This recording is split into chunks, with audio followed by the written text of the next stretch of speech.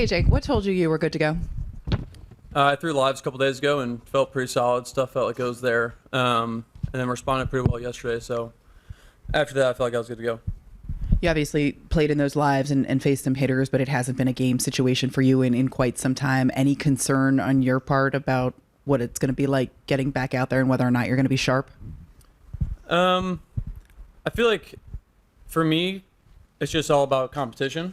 And I faced hitters, and that's like I can get going as soon as a guy steps in the box. I'm kind of ready to go. So I feel like I kind of got some cobwebs off. Luckily, I wasn't down for all that long. I only took like 5-6 days off of throwing. So I feel like the ramp up doesn't have to be too long in that case. Other questions? Greg in the second row.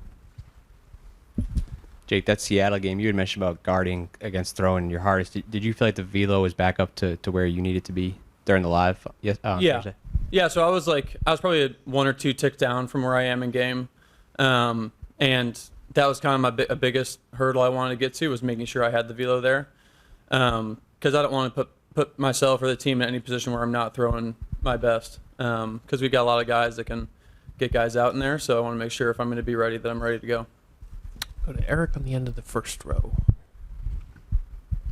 Jake, at any point this year, have you reflected on the alternative universe where you didn't get traded at the end of March from the White Sox to the Yankees and what that would have entailed? Yeah, I mean, my wife and I were actually talking about it. Yeah, it was just a totally different scenario. Like if I would have looked back and like saw the year and someone would have said this is how it plays out, I would have signed up right away. To be in New York playing for the Yankees in October is a dream for probably almost everyone in baseball. So I'm really excited to kind of feed off the energy tonight and experience it. Go to Ron in the first row. Looking back to the postseason game 3 years ago, did you feel like you had to treat it like any other game or boost the adrenaline or focus, or was it just another game? It's a little bit of a mix. I think you get a little bit more nervous before you go in, but then once you get in there and you like toe the rubber and you see the guy in the box, it ends up it's the same game. And that's kind of how I treat it, is that it's the same game, not any bigger. So yeah, I mean, it's a lot of fun. You just got to control your emotions out there, take your breaths, and just attack.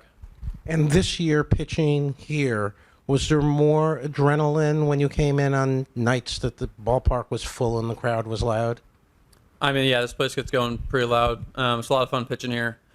Like I said earlier, like competition for me is kind of like all I need is the guy in the box, and then when there's people here, it just makes it a little more fun. So I'm definitely gonna be feeling the adrenaline tonight. It'll be fun. Just gotta control the emotions and just try and treat it like it's just another outing. And just attack. We'll go to Peter in the first row on your left. Hey, just what do you think it is that allowed you to build the trust, to carve out such an important role in this bullpen over the course of the season? I think it's just feedback from coaching staff, being on a team that you're comfortable. The guys in the clubhouse are great. We all got each other's backs. And so I think like the combination of those two things and just kind of building confidence from having some good outings and just kind of stacking them on top of each other has just kind of built like a comfort level to kind of allow yourself to go for it.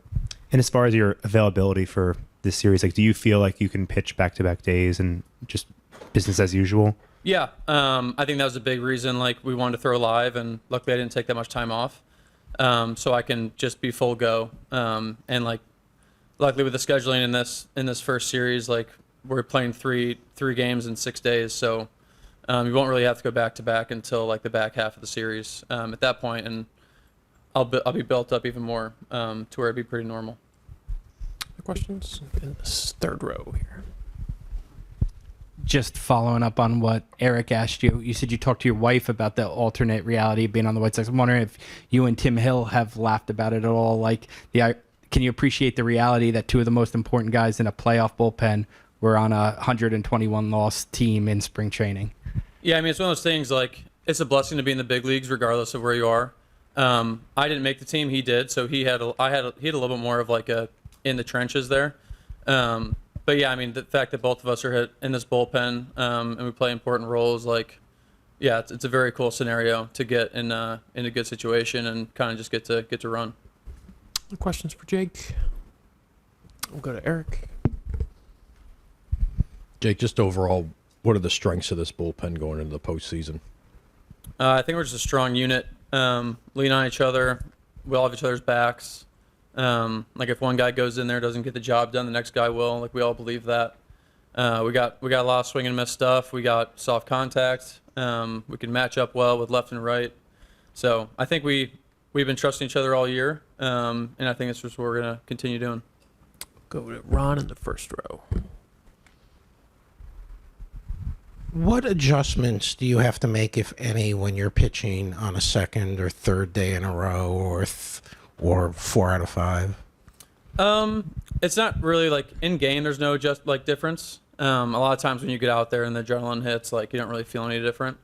If anything, it's just like in your pregame work, like maybe you'll not throw as many balls in warm-ups, or you'll get a little bit more work in the training room, or just kind of monitor like your workload. But in terms of like once you're in the game, like it's all go 100%. Do you notice any difference in your pitches when that happens? Not really. Maybe over the course of like a few months of like heavy workload, like it kind of labors on you, but in a short spurt, I think you can kind of manage it. Anything else for Jake? We'll go back to the third row. Jake, we've already seen in a couple of the series where managers have quicker hooks on starting pitchers in playoff games than usual. Does that change anything in the bullpen guys on guard earlier in games than maybe in the regular season? Yeah, I mean, it's a little different brand of baseball. I think like guys might just be a little more. I mean, obviously it's the playoffs, so people can be a lot more locked in. I mean, from pitch one. But I mean, we have really good starting staff, so like we're gonna trust and lean on those guys, and you have to lean on starting pitching if you're gonna go a long way in the postseason, which is our goal. You can't really just shoot from the hip the whole time, but yeah, whenever Booty puts us in, like we're ready to go.